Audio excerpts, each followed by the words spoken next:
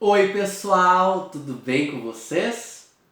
Na aula da semana passada, a gente começou a falar então um pouquinho sobre os fósseis, né? Que são estruturas, então restos de animais e outros seres vivos que ficam incrustados em pedras e rochas, que aí a partir deles consegue-se então fazer uma pesquisa e entender todos os ancestrais que vieram antes da gente ou de outros animais e que viveram muitos anos atrás e que não vivem mais hoje em dia, certo? Uma questão que se estuda muito é a relação entre os órgãos análogos e os órgãos homólogos, né? Que são os órgãos então, destes seres vivos, principalmente então, em relação aos animais, que é o que a gente vai focar hoje também, tá bom? A partir então desses órgãos análogos e homólogos, consegue-se então entender que os seres vivos que possuem estes órgãos têm alguma ancestralidade ou não, certo? E a gente vai entender um pouquinho melhor o que são estes órgãos, certo? Bom, os órgãos homólogos, tá? São aqueles então que a estrutura deles, ou seja, os ossos que vão formar eles, vão ser os mesmos ossos em vários tipos de animais, certo? Por exemplo, no desenho ali na imagem que está no texto de vocês, está ali os ossos da barbatana da baleia, do braço de um sapo, da perna dianteira de um cavalo, da perna dianteira de um leão, do braço de um ser humano e de uma ave, né? Então, de um anfíbio, de répteis, de mamíferos e de aves, tá? Se a gente observar, por mais que o formato dos ossos seja diferente, são os mesmos ossos, né? Por mais que cada um vai desempenhar uma função diferente ali, né? Por exemplo, a baleia então vai usar para nadar, o sapo para saltar, os outros ali para caminhar, o cavalo, o cavalo e o leão para caminhar. Nós então não usamos mais para caminhar, mas sim para pegar coisas. A ave para voar, por exemplo, são funções diferentes, mas a estrutura deles é a mesma. Isso significa que estes animais, eles têm uma ancestralidade em comum, ou seja, um ser vivo que deu origem a todos eles. Se evoluíram 4 linhas diferentes para formar aqueles organismos ali.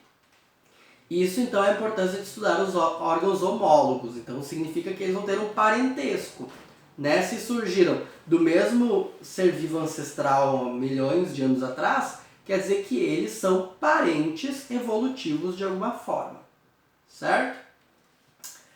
E aí a gente tem os órgãos análogos, né?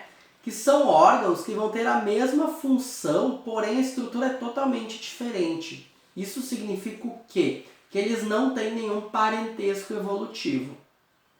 Um exemplo, né, que eu dei ali no texto é a questão da asa, né, então, dos beija-flores, né, de aves no geral, e de uma borboleta, né, porque a asa de um beija-flor, ela nada mais é que como se fosse o braço daquele organismo, certo? E aí a asa da borboleta é só uma asa que é utilizada para voo, então ela já tem os bracinhos dela embaixo, ela não utiliza aquilo ali para nadar, por exemplo, para voar, né? Então, a origem deles é diferente, mas apresentando a mesma função. Não é porque eles têm a mesma função que eles são parentes, né? Porque antes a gente viu ali, por exemplo, a baleia e uma ave têm a mesma estrutura e são parentes evolutivos, né? Uma ave e algum inseto, como o caso da borboleta, tem a mesma função, mas a estrutura é totalmente diferente. A gente começa que na asa do beija-flor tem ossos e na asa da borboleta não tem ossos e é uma estrutura totalmente diferente, certo? Então assim a gente consegue ter essas analogias, certo? Por exemplo, outro exemplo, só para a gente fazer um link, plantas, flores que têm a mesma estrutura, né? Normalmente já são associadas então à questão evolutiva de uma mesma ancestralidade, ou seja, vão ter o mesmo número então de pétalas, a flor tem o mesmo formato, né? A quantidade de carpelos e estipes, né, que é a parte ali reprodutiva das plantas, se for o mesmo número, a mesma quantidade, o formato. Então, são também associadas então a homologias e a um certo grau de parentesco. Certo, pessoal? Bom, na aula de hoje então nós vimos então órgãos homólogos e análogos, certo? E aí semana que vem daremos continuidade a algumas teorias da evolução. Pessoal, se tiver muito complicado, tá difícil de entender os textos, uns termos muito difíceis, assistir o vídeo não ajudou, vem nos comentários aqui embaixo, digita lá a tua pergunta, senhor, não tô entendendo isso, ou sei lá, manda um beijo, senhor, tô morrendo de saudade, né? Comenta ali, que aí o prof responde para vocês e a gente consegue ter um pouquinho melhor essa comunicação que a gente não está tendo agora, infelizmente.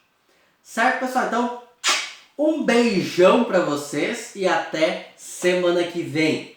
Tchau!